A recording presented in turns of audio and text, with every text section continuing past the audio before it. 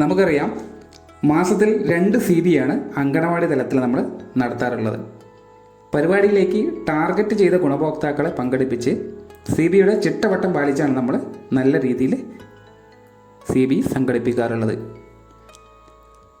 ആയതിനു ശേഷം നമ്മൾ റിപ്പോർട്ട് തയ്യാറാക്കി ഓഫീസിൽ സമർപ്പിക്കുന്നുമുണ്ട്. എന്നാൽ നമ്മൾ നടത്തുന്ന CBക്ക് അനുവദിക്കുന്ന തുകയായ 250 രൂപ അനുവദിച്ച് കിട്ടുന്നതിന് നിങ്ങൾ സബ്മിറ്റ് ചെയ്ത റിപ്പോർട്ടുകൾ മാത്രം മതിയാവില്ല. പകരം നിങ്ങൾ പരിപാടിക്ക് ശേഷം CBE പോർഷൻ ട്രാക്കറിൽ കൃത്യമായി മാർക്ക് ചെയ്യണം, അതും പറഞ്ഞ ദിവസത്തിലും വിഷയത്തിലും. ഇത്തരത്തിൽ പോർഷൻ ട്രാക്കറിൽ സബ്മിറ്റ് ചെയ്താൽ മാത്രമേ രൂപ അനുവദിച്ച് കിട്ടുകയുള്ളൂ. എന്നാൽ നിങ്ങൾ നടത്തിയ എൻട്രി പോർഷൻ ട്രാക്കറിൽ വന്നിട്ടുണ്ടോ എന്ന് പിന്നീട് എപ്പോഴെങ്കിലും നിങ്ങൾ ചെക്ക് ചെയ്യാറുണ്ടോ? മിക്കവരും ഇത് ശ്രദ്ധിക്കാറില്ല, അതാണ് വാസ്തവം. എന്നാൽ നിങ്ങൾ രേഖപ്പെടുത്തുന്ന CBE പോർഷൻ ട്രാക്കറിൽ വന്നോ എന്ന് അടുത്ത ദിവസം തന്നെ ലോഗൗട്ട് ലോഗിൻ ചെയ്ത് വന്നു എന്നുള്ളത് ഉറപ്പാക്കണം. ഇത്തരത്തിൽ വന്നിട്ടും CDPO ഡാഷ്ബോർഡിൽ അത് കാണാറില്ല.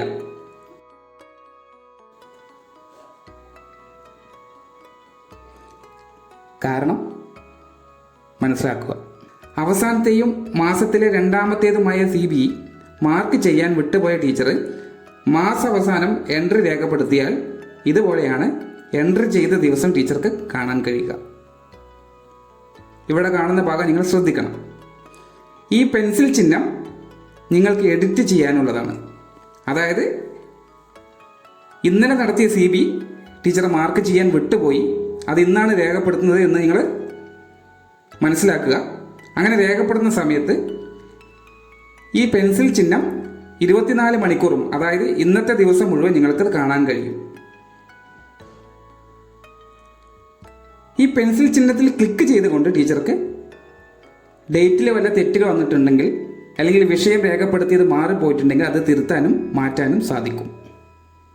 എന്നാൽ ഇന്നേ ദിവസമാണ് CDPO ലോഗിൻ വഴി 2 CB നടത്തിയ സെൻറ്ററുകളുടെ റിപ്പോർട്ട് ലിസ്റ്റ് നിങ്ങൾക്ക് ഷെയർ ചെയ്യുന്നതെങ്കിൽ അതിൽ നോക്കുന്ന സമയത്ത് നിങ്ങളുടെ സെൻറ്ററുടെ പേര് കാണില്ല. എന്നാൽ പോർഷൻ ട്രാക്കർ നോക്കുന്ന സമയത്ത് ഇതുപോലെ കാണാൻ കഴിയും. അതിന് കാരണം 24 മണിക്കൂറിന് ശേഷമാണ് നിങ്ങൾ രേഖപ്പെടുത്തിയ CB വിവരം CDPO ഡാഷ്ബോർഡിനകത്തേക്ക് റിഫ്ലക്റ്റ് ആയി വരികയുള്ളൂ. അപ്പോൾ അതുകൊണ്ട് ടെൻഷൻ ആവേണ്ട കാര്യമില്ല. നിങ്ങൾ ചെയ്ത പ്രവർത്തനങ്ങൾ പോർഷൻ ട്രാക്കറിലെ CB ലിസ്റ്റിൽ വന്നിട്ടുണ്ടോ എന്നുള്ളത് ആദ്യം ഉറപ്പാക്കുക.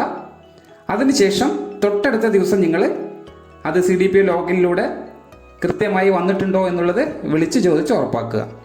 അപ്പോൾ ഇതിന് ടെൻഷൻ്റെ ആവശ്യമില്ല, കൃത്യമായി കാര്യങ്ങൾ മനസ്സിലാക്കിയാൽ മാത്രം മതിയാവും. Thank you.